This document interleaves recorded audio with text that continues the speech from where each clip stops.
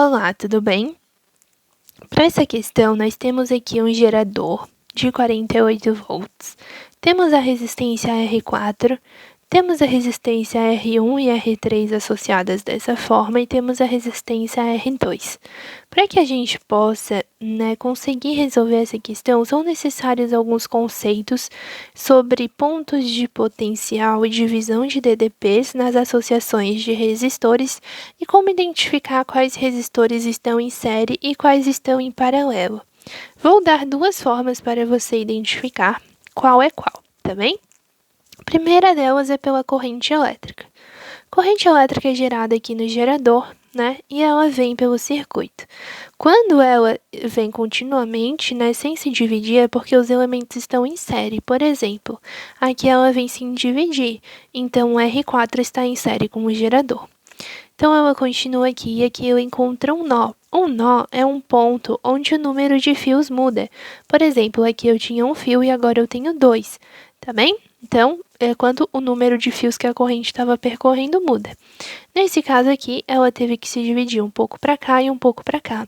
Quando a corrente se divide, é porque os elementos que estão sendo percorridos por essas correntes diferentes são em paralelo. Então, essa parte aqui vai estar em paralelo com essa. E o R1 estará em série com o R3. Por quê? O R1 e o R3 serão percorridos pela mesma corrente, enquanto o conjunto de 1 e 3 será percorrido por uma corrente diferente de R2. Então, R3 e R1 estão em paralelo com R2. Novamente, essas correntes encontram um nó, onde dois fios se tornam um, se juntam e completam o seu caminho. Então, reorganizando esse circuito, nós temos aqui um gerador. Ele chega a R4, depois ele se divide, atinge o ponto B e se divide para o resistor R2, que tem valor de 6 ohms, e depois para a combinação entre R3 e R1, sendo que o R3 tem 8 ohms e o R1 tem o valor R. Porque ali na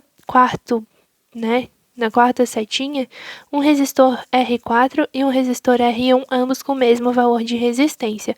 Então, eu chamei de R esse valor de resistência, tá bem?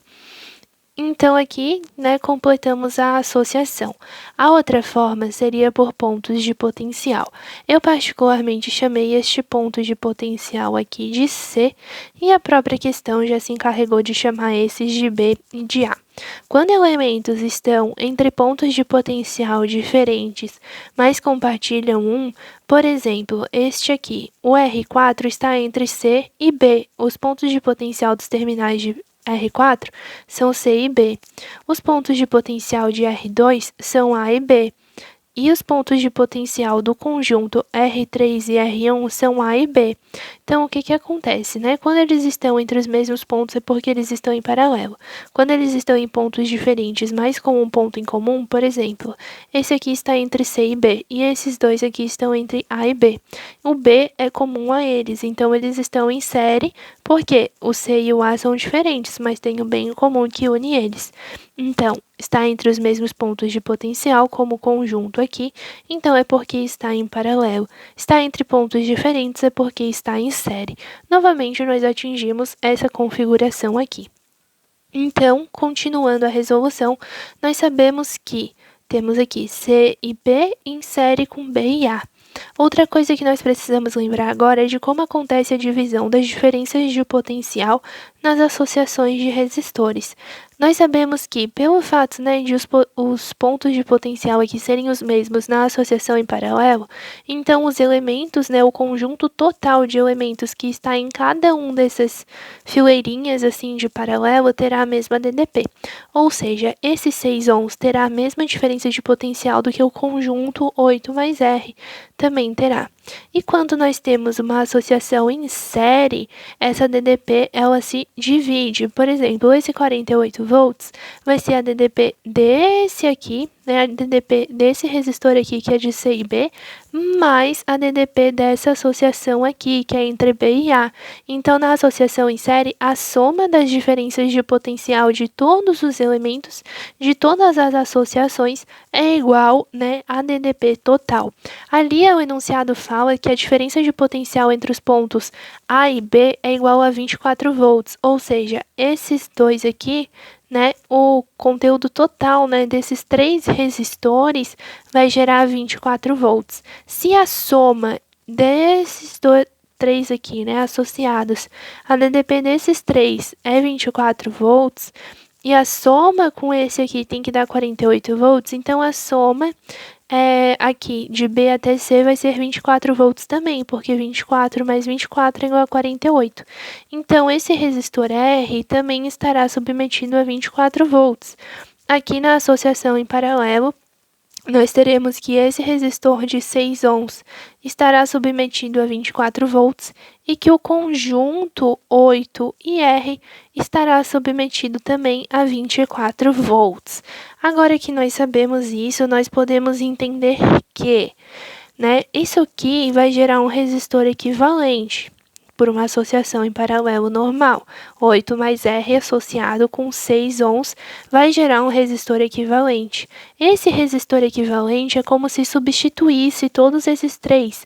Quando nós tiramos o resistor equivalente de uma associação em paralelo, é como se a gente substituísse todos os resistores que estão associados em paralelo por um único resistor.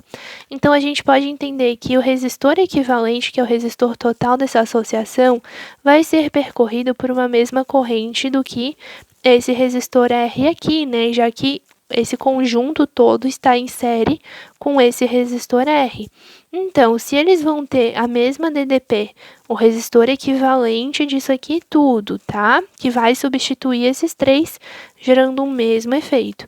Então, o resistor equivalente também vai dissipar 24 volts, assim como esse aqui, e vai ser percorrido por uma mesma corrente elétrica. A gente tem que U é igual a R vezes I.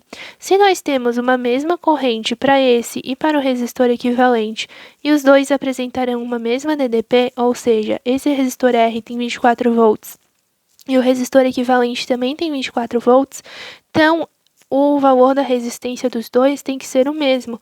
Ou seja, se aqui eu tenho R, a resistência equivalente dessa associação toda aqui também deve ser R.